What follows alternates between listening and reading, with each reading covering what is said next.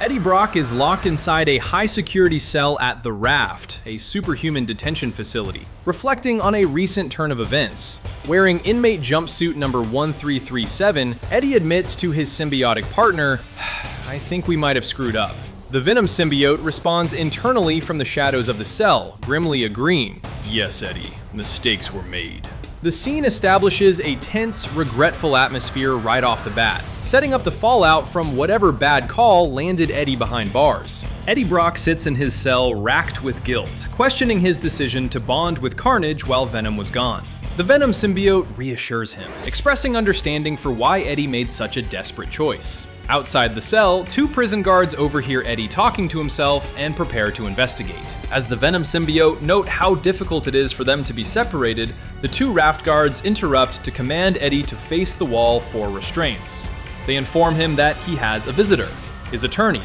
Guessing right away that it's Matt Murdock, who has represented him pro bono in the past, Eddie's mood instantly lifts, declaring he'll be out of prison before lunch.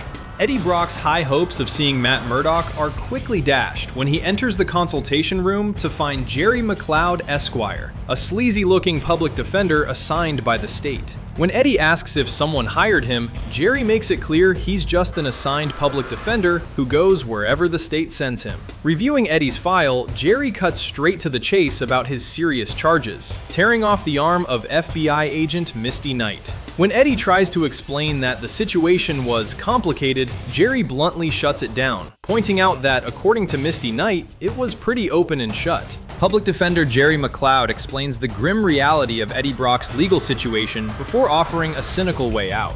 Jerry tells Eddie that because of his past powers and crimes, the system will keep him in pre-trial detention indefinitely, delaying a trial for decades to ensure he stays locked up in the Raft.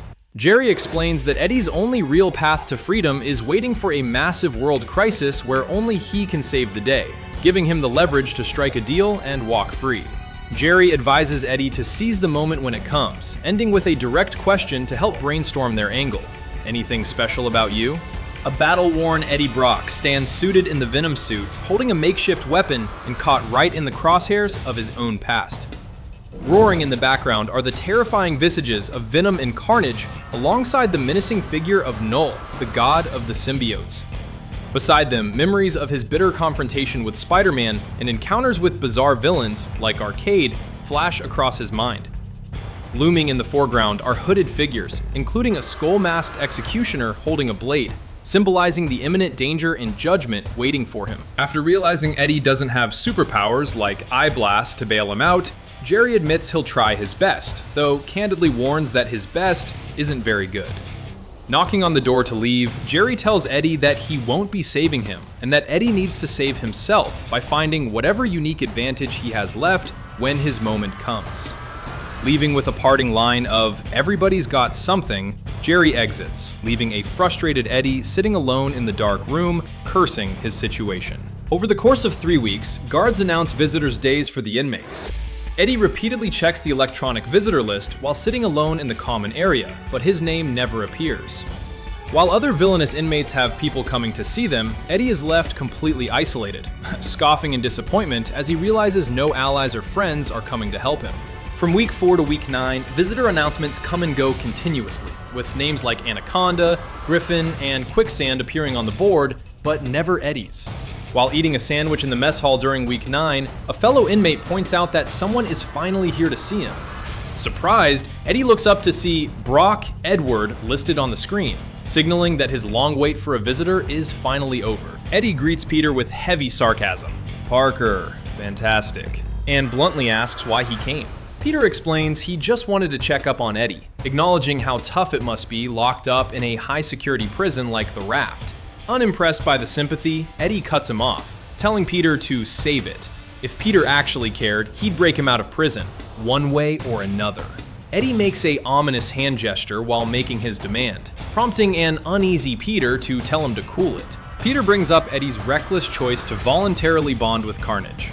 Eddie explodes, calling Peter a hypocrite for having done the same, rejecting his moralizing and begging Peter to contact Matt Murdock.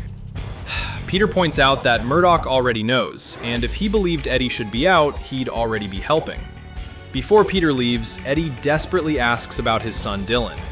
Peter assures him Dylan is fine for a moody teenager and tells Eddie to focus on taking care of himself right now. Armed symbiote soldiers emerge amid smoke and newly established alien structures, claiming the city sector as Forward Base K-117 for the Symbiote Alliance.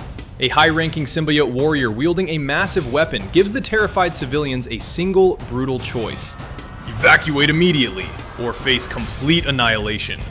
The invasion forces declare they are seizing the city in the name of the Queen in Black, leaving the helpless citizens with the final warning to run or die. Inside the prison, news of the alien invasion breaks on the common room TV, immediately catching Eddie Brock's attention. As the broadcast reports on the new symbiote threat, Eddie realizes the gravity of the situation and knows he needs to take immediate action. Driven by urgency, Eddie jumps up from his table, startling the other inmates, and demands to speak with a prison guard. Eddie aggressively insists that the guard call someone right away, but the guard remains unimpressed, ordering Eddie to back off or risk getting tased again. Eddie Brock desperately tries to convince the guard to let him help stop the invasion, claiming symbiotes are his specialty. Eddie urges the guard to make calls and tell authorities he's available to help, as no one knows more about symbiotes than him.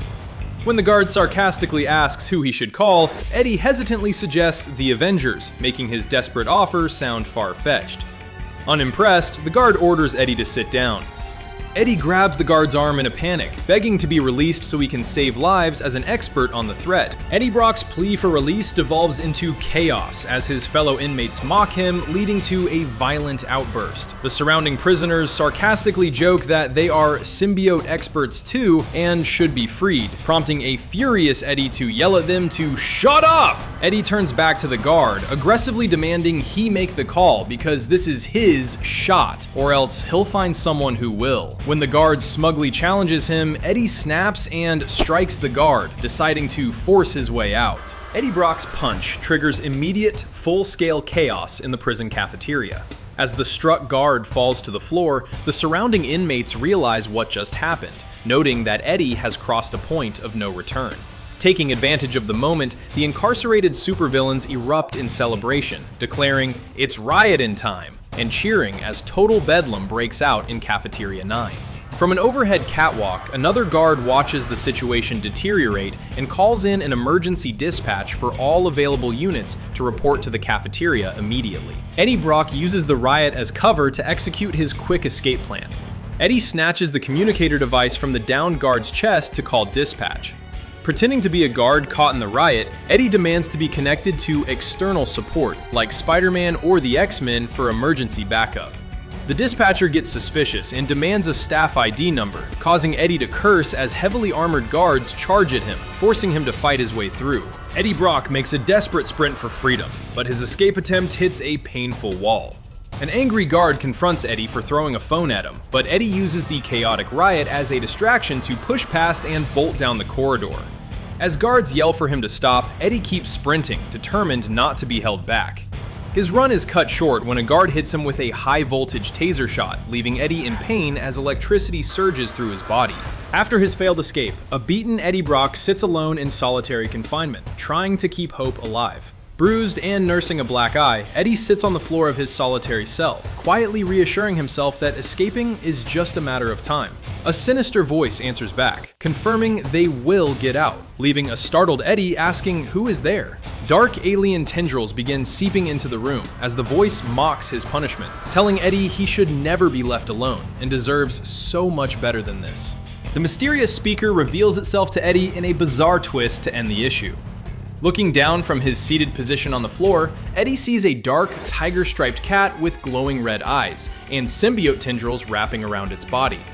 The symbiote-bonded cat struts confidently toward him, finishing its sentence with a chilling, "You're very special."